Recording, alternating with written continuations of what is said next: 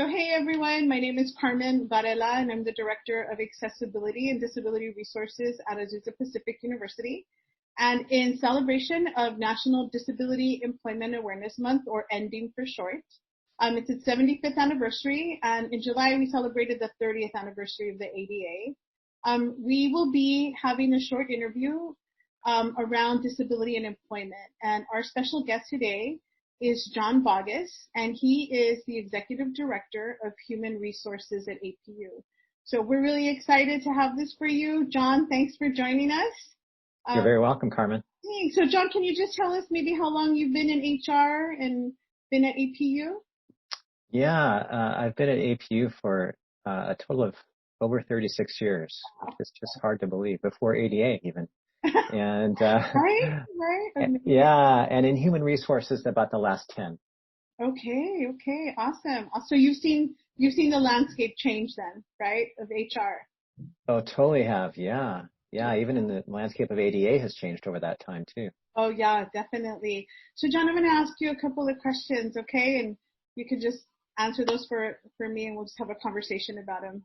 Sure. So my first question to you is, can you explain how a person with a disability applying for a job or at the application phase would go about obtaining an accommodation? Yeah, so if you don't mind, I'll go backward a little bit and talk a bit about the law, because I think that it's important when I'm teaching or training. I'm often talking about why do laws come about? And they come about because of things that were perceived to have been problematic in the past. And as it relates to ADA, I think that's certainly where the ADA came from, was because there were scenarios where folks who had disabilities were being excluded from participation in opportunities for employment and other things, but employment in my context. And so the ADA really has an emphasis on, hey, let's give opportunities for people and make sure that where a person can perform the essential functions of their job, they have the same opportunity anybody else would have. And so that extends to the application process, promotion process, hiring process, retention.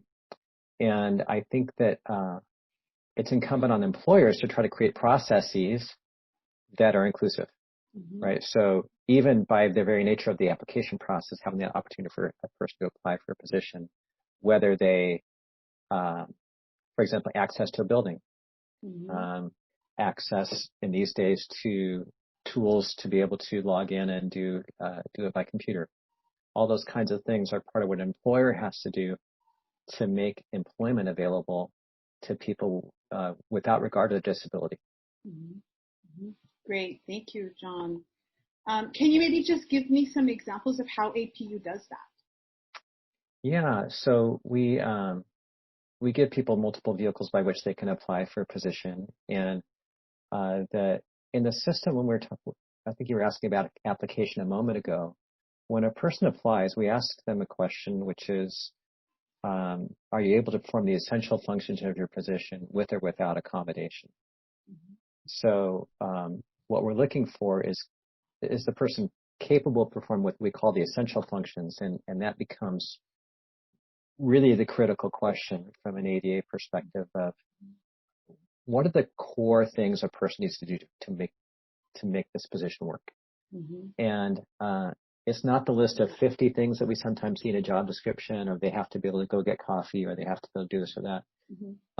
But really the things that are the core of the position, because from an ADA perspective, we're trying to find ways for people to do jobs. We're not trying to find reasons to exclude people from being able to do jobs, right? And so an essential function of some jobs might be very physical in nature. If I'm going to be a groundskeeper, let's say at APU, I may have to be able to climb. I may be able to have to stoop. I may be able to have to lift. I'm going to have repetitive motions I'm going to have to do. And so when we have the person apply for the position, then we find out, okay, is there a need for any accommodation? Are there any of those essential functions that might not be done in the traditional way we think about them? So sometimes you've got to be creative, right, about figuring out. Yeah. So, I mean, another area that uh, food services, for example, is the one that tends to be a physical job, Mm-hmm. and it's physical in a number of different ways, right? Lifting, cutting, repetitive motions, reaching, Mm-hmm. and it's really incredible the way that tools have evolved to allow people to do some of these functions Mm-hmm. that maybe 30 years ago, you and I, if we were hosting let's say a job fair, Carmen, and somebody came and perhaps it was obvious to us just by looking at the person that uh, maybe they couldn't reach 10 feet high. Maybe I can't reach 10 feet high. Maybe they couldn't reach 6 feet high. But in the environment that we created over the years, now we have all sorts of tools that people can do to reach things, get things off of shelves. We have machinery that can perform some of those functions for us. There are a lot of ways that we can do things that we never really thought of before. Mm-hmm.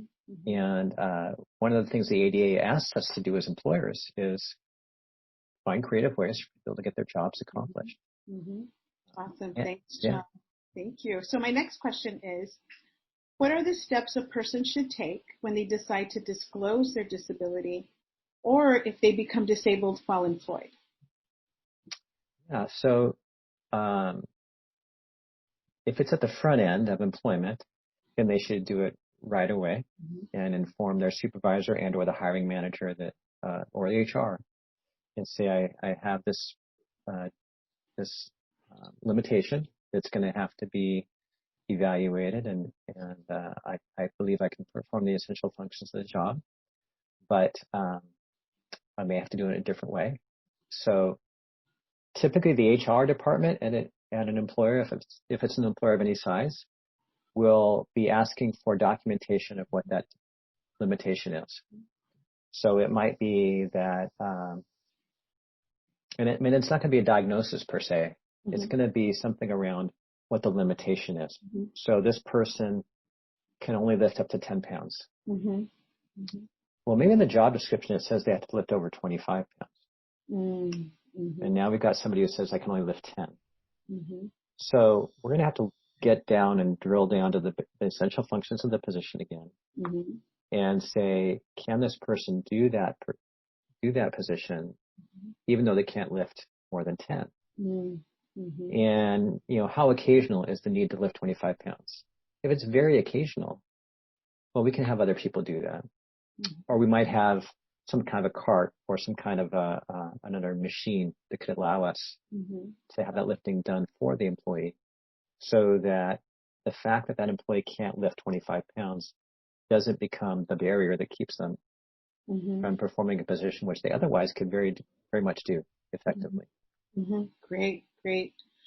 So John, can you share with us some examples of workplace accommodations? I think you've shared a few like things to like reach, the one you just talked about, right? If you've got to lift something, is there some tool or some machine that might do that for you?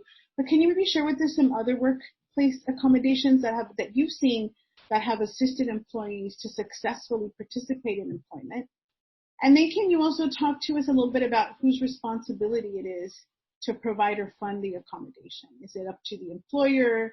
Is it the employee? Is it a third party? How does that happen? Yeah, so there's a couple pieces to that I'll comment on. One of them is that the notion of accommodation of the ADA is that is to be an interactive process. And the interactive process, again, at a sizable employer, typically involves the supervisor, the employee, and the HR department working together. And we're trying to provide solutions.